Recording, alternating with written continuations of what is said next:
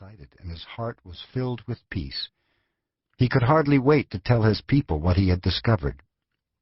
But there were no words to explain it. He tried to tell the others, but they could not understand. They could see that he had changed, that something beautiful was radiating from his eyes and his voice.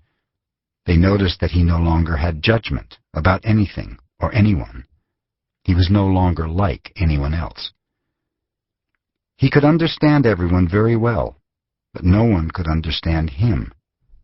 They believed that he was an incarnation of God, and he smiled when he heard this, and he said, "It is true, I am God, but you are also God. We're the same, you and I. We are images of light. We are God." But still the people didn't understand him. He had discovered that he was a mirror for the rest of the people, a mirror in which he could see himself. Everyone is a mirror, he said. He saw himself in everyone, but nobody saw him as themselves. And he realized that everyone was dreaming, but without awareness, without knowing what they really are.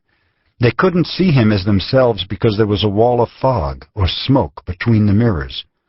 And that wall of fog was made by the interpretation of images of light, the dream of humans. Then he knew that he would soon forget all that he had learned. He wanted to remember all the visions he had had, so he decided to call himself the smoky mirror, so that he would always know that matter is a mirror, and the smoke in between is what keeps us from knowing what we are. He said, "I am the smoky mirror, because I am looking at myself in all of you. But we don't recognize each other because of the smoke in between us. That smoke is the dream, and the mirror is you, the dreamer."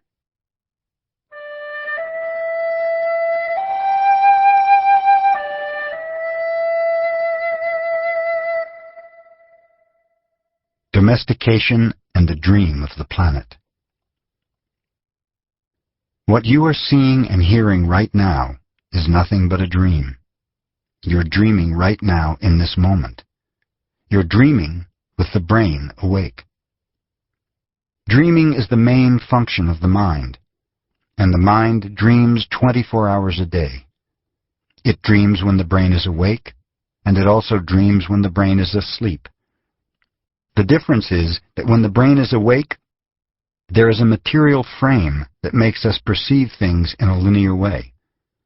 When we go to sleep, we do not have the frame, and the dream has the tendency to change constantly. Humans are dreaming all the time. Before we were born, the humans before us created a big outside dream that we will call society's dream, or the dream of the planet. The dream of the planet is the collective dream of billions of smaller personal dreams, which together create a dream of a family, a dream of a community, a dream of a city, a dream of a country, and finally, a dream of the whole humanity. The dream of the planet includes all of society's rules, its beliefs, its laws, its religions, its different cultures and ways to be, its governments, schools, social events, and holidays. We are born with the capacity to learn how to dream, and the humans who live before us teach us how to dream the way society dreams.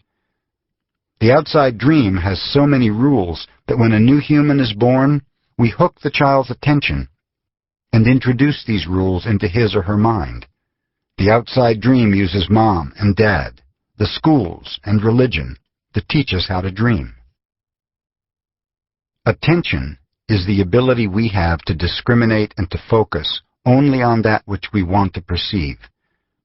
We can perceive millions of things simultaneously, but using our attention, we can hold whatever we want to perceive in the foreground of our mind. The adults around us hooked our attention and put information into our minds through repetition. That is the way we learned everything we know. By using our attention, we learned a whole reality, a whole dream. We learned how to behave in society, what to believe and what not to believe, what is acceptable and what is not acceptable, what is good and what is bad, what is beautiful and what is ugly, what is right and what is wrong. It was all there already. All that knowledge, all those rules and concepts about how to behave in the world. When you were in school, you sat in a little chair and put your attention on what the teacher was teaching you. When you went to church, you put your attention on what the priest or minister was telling you. It is the same dynamic with mom and dad, brothers and sisters. They were all trying to hook your attention. We also learn to hook the attention of other humans, and we develop a need for attention which can become very competitive. Children compete for the attention of their parents, their teachers, their friends. Look at me, look what I'm doing. Hey, I'm here. The need for attention becomes very strong and continues into adulthood. The outside dream hooks our attention and teaches us what to believe, beginning with the language that we speak. Language is the code for understanding and communication between humans. Every letter, every word in each language is an agreement. Once we understand the code, our attention is hooked, and the energy is transferred from one person to another. It was not your choice to speak English. You didn't choose your religion or your moral values. They were already there before you were born. We never had the opportunity to choose what to believe or what not to believe. We never chose even the smallest of these agreements. We didn't even choose our own name.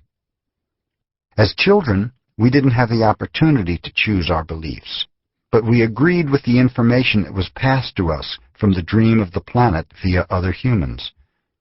The only way to store information is by agreement. The outside dream may hook our attention, but if we don't agree, we don't store that information. As soon as we agree, we believe it, and this is called faith. To have faith is to believe unconditionally. That's how we learn as children. Children believe everything adults say. We agree with them, and our faith is so strong that the belief system controls our whole dream of life. We didn't choose these beliefs, and we may have rebelled against them, but we were not strong enough to win the rebellion. The result is surrender to the beliefs with our agreement. I call this process the domestication of humans. And through this domestication, we learn how to live and how to dream. In human domestication, the information from the outside dream is conveyed to the inside dream, creating our whole belief system. First, the child is taught the names of things: mom, dad, milk, bottle. Day by day, at home, at school, at church, and from television, we are told how to live, what kind of behavior is acceptable. The outside dream teaches us how to be a human. We have a whole concept of what a woman is and what a man is, and we also learn to judge. We judge ourselves, we judge other people, we judge the neighbors. Children are domesticated the same way that we domesticate a dog, a cat, or any other animal. In order to teach a dog, we punish the dog, and we give it rewards. We train our children whom we love so much the same way that we train any domesticated animal, with a system of punishment and reward. We're told, you're a good boy, or you're a good girl when we do what mom and dad want us to do. When we don't, we are a bad girl or a bad boy. When we went against the rules, we were punished. When we went along with the rules, we got a reward. We were punished many times a day, and we were also rewarded many times a day.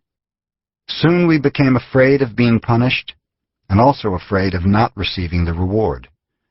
The reward is the attention that we got from our parents or from other people like siblings, teachers, and friends. We soon develop a need to hook other people's attention in order to get the reward.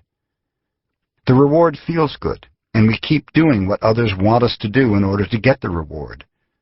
With that fear of being punished and that fear of not getting the reward, we start pretending to be what we are not, just to please others, just to be good enough for someone else. We try to please mom and dad, we try to please the teachers at school, we try to please the church.